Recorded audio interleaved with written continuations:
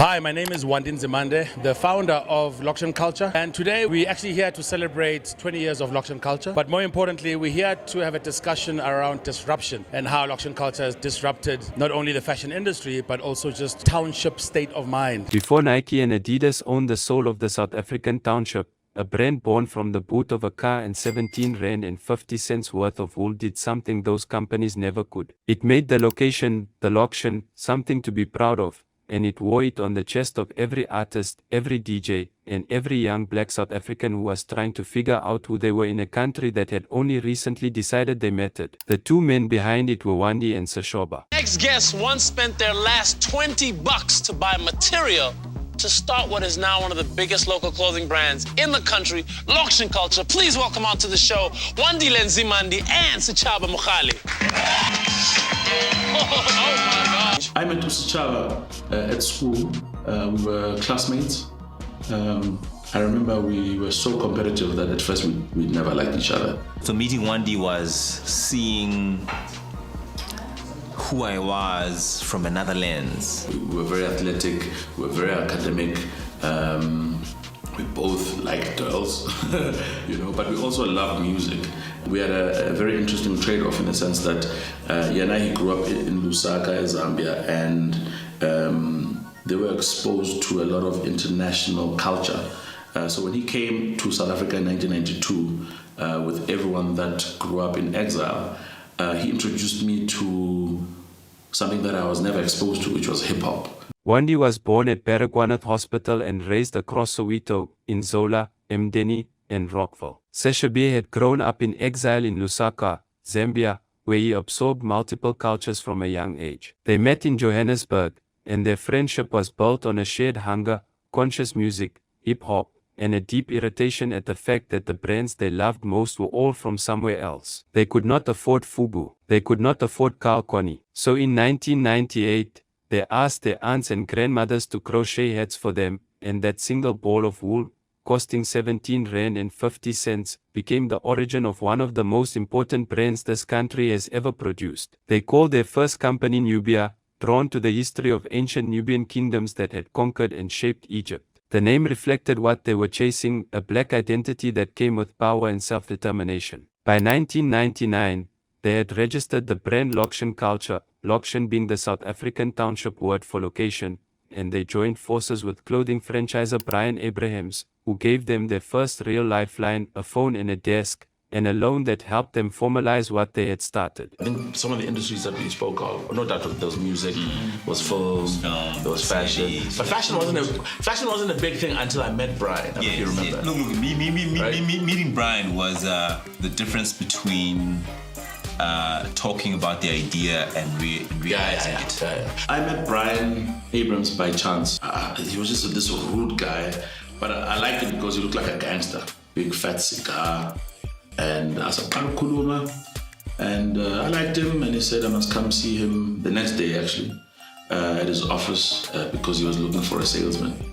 And then I told him that I have a friend, and I'm gonna come with my friend, because my friend and I went everywhere together. Wandi, Sashoba, and Abrahams loaded stock, mostly handmade t-shirts, caps, and crocheted hats, into the boot of a car and drove to the National Arts Festival in Makenda, following road signs because none of them knew exactly how to get there. And at that time, I had this vision of going down to Grahamstown, and I just needed someone to just fund just some product, because Grahamstown was this mecca of creatives, and I felt that if I get there, give them this merchandise, and when they leave, they would leave with this brand, and that's how I thought the brand would spread.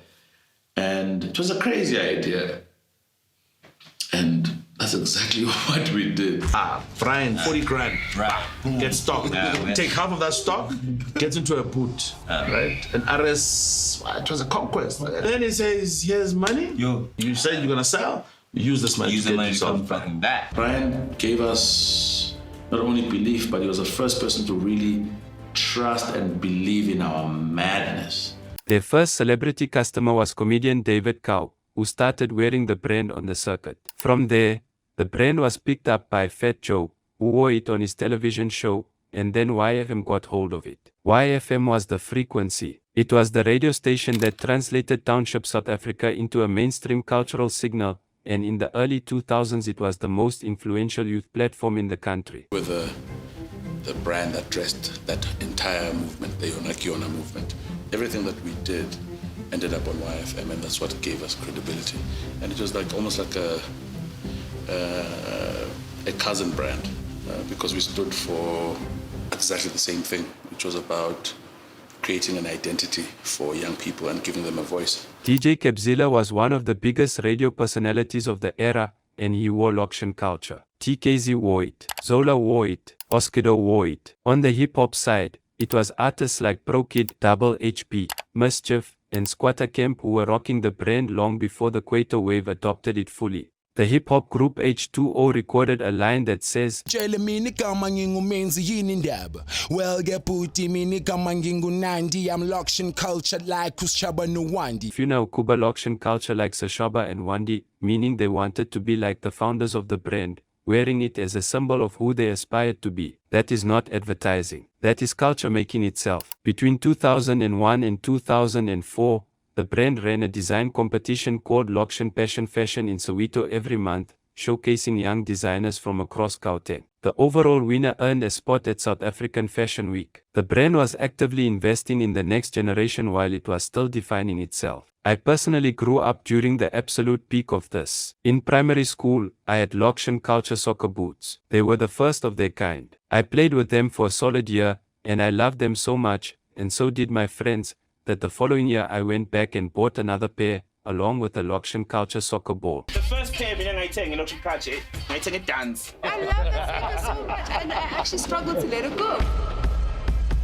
That was the power of the brand at its height. It was not aspirational in the way that foreign brands were aspirational. It was something different. It was proof that where you came from was enough. In a short period of time, Wandi and Sashoba had moved from the boot of a car to over 900 stores nationwide. Their route to scale was through major retail chains. They first approached Sales House, which is known today as Jet Stores and was then part of Edgar's Consolidated Stores. From there, the distribution footprint spread across South Africa and into neighboring countries. At its peak, Loxion Kulca products reached Kenya, Uganda, Ghana, Nigeria, Congo, England, France, Germany, India, the United States, and Switzerland. The brand sold hundreds of thousands of beanies alone. Its annual turnover at the height of its power was approximately 80 million rand. I remember one year and Chaba coming to our high school selling red beanies. The bucket hat, which was powder blue, navy, and white. Now you had cut out the Loxion Kulca. You were just putting the C. Oh, father! I was like, I'm on now. The product range had expanded well beyond its original hats and t-shirts into apparel, footwear, eyewear, bags and luggage, fragrances, personal care, and accessories. Because the founders did not own their own manufacturing infrastructure, they used a licensing model, outsourcing production categories to specialist manufacturers who had the import licenses and factory capacity to produce at scale. This model gave the brand reach it could not have achieved on its own capital. It also meant the brand's quality control depended on the strength of those third-party relationships, and the alignment of those partners with the brand's original values was never guaranteed. Three structural forces broke the business down, and they arrived close together. The first was the collapse of local textile manufacturing. South Africa's clothing factories began closing in significant numbers during the mid-2000s as cheaper imports undercut the domestic industry. Loxion Kulca had relied on local suppliers for parts of its production. When those factories shut, the supply chain was disrupted and the cost of maintaining quality at price points that worked for their market became harder to manage. The second was the counterfeit market. By the peak of the brand's popularity,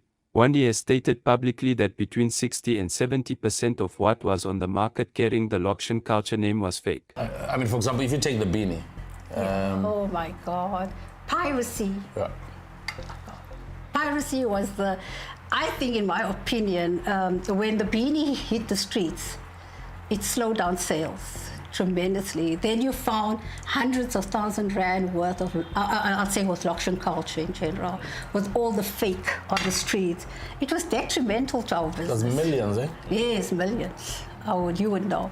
Bootleg products flooded Johannesburg and spread through the township retail economy. At that scale, The fake goods problem does not just steal revenue, it destroys brand meaning. Loxion Kulca, love the label, great, but you are in big trouble because people love the label and what are they doing? They are copying it. When a consumer can no longer tell which product is real, the premium attached to the genuine article disappears. The exclusivity that made the brand desirable in the first place gets erased by the very success that created the demand for counterfeits. The third was internal. Brian Abrahams, the third co-founder and the man who had given the business its first financial foundation, passed away. Brian's passing was probably the biggest thief of my motivation. Him and I fought a lot about business, for business. So when he died, I had very little motivation. Death for me is definitely the biggest demotivator. My mother's recent passing as well. I'm trying very hard to change that right now, to let it be my motivator.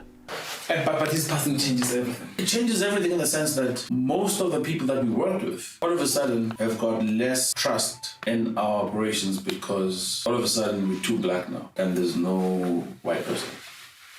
Color and race in this country is still something that drives business. His death created a structural gap in the partnership, and in 2007, Soshoba left the business entirely. That period, it wasn't just dark because he was gone, this guy. Like Wendy says, I mean, a lot of the partners that were dealing with, the manufacturers, the sourcers, some retailers, most of the retailers that I had met, I met because I was on the road with him, you know, so a lot of those partnerships happened as a result of him. So now he wasn't there. And like I say, the dynamics in the business, you know, changed, you know, and now me and Wendy have to actually decide how we're going to deal with this crossroads. It was very, very stressful. I mean, look, we disagreed a lot about how to deal with that. A lot of things came to bite us in the ass because we really hadn't crossed the T's and dotted the I's. The disagreements about the company's direction had become irreconcilable. The three-person team that had built the brand was now one. The brand did not collapse. It remained in over 400 stores nationally, almost half its peak footprint, but still alive. What the years between 2007 and 2019 represented, however, was a long, slow erosion from cultural dominance to cultural memory. In 2019, Loxion Kulca celebrated 20 years with a show at South African Fashion Week for the spring-summer season. Wendy and Soshoba had reconnected and were talking business again. The brand showed a range built from reclaimed classics, using its original logo and brand colors of black, green, red, and white. The show included a tribute to ProKid and Double HP, two artists who had been central to the culture that Loxion Kulca had helped build, and who were both gone by then. There was a sense of honest reckoning in that show. Not reinvention for its own sake, but a deliberate return to the source. Wendy was the one driving those conversations. He was deep into negotiations to bring Loxion Kulca into Pep stores, Africa's largest single brand retailer, with a footprint of over 1,000 stores across the country and positioned exactly where the brand's core customers had always been. It was the most logical distribution partnership the brand had ever considered, and it was the one that could have written a different final chapter. Welcome back. You're watching the South African Morning. Now, South Africans are mourning the passing of DJ Wendy Nzimande. I still can't believe I'm saying this. Now, Nzimande was the founder of streetwear label Loxion Kulca, as well as a DJ at Kaya FM. He passed away on Wednesday. Wendy died on the 13th of January, 2021, at the Olivedale Clinic in Johannesburg. He was 44 years old. He had contracted COVID-19. He left behind his wife Lapo and three daughters, Sensi, Zendi, and Soweto. He died before the PEP deal was signed. The people who remained, creative director O. Ledemo and general manager Gideon Abrahams, carried the deal through. The Loxion Kulca collection launched across more than 1,000 PEP stores, as Wendy had intended. Soshoba's tribute was brief and direct. He called Wendy a catalyst for love. The brand that began with a ball of wool, a car boot, and two young men who could not afford the brands they admired is now available in over 1,000 stores serving the same communities it was created in. The founders knew they were not just selling clothes. They were building proof that black South African culture could generate something the whole country would want to wear. That part succeeded. The question of whether the business around it was built to last is the part that did not have a clean answer. This is the autopsy.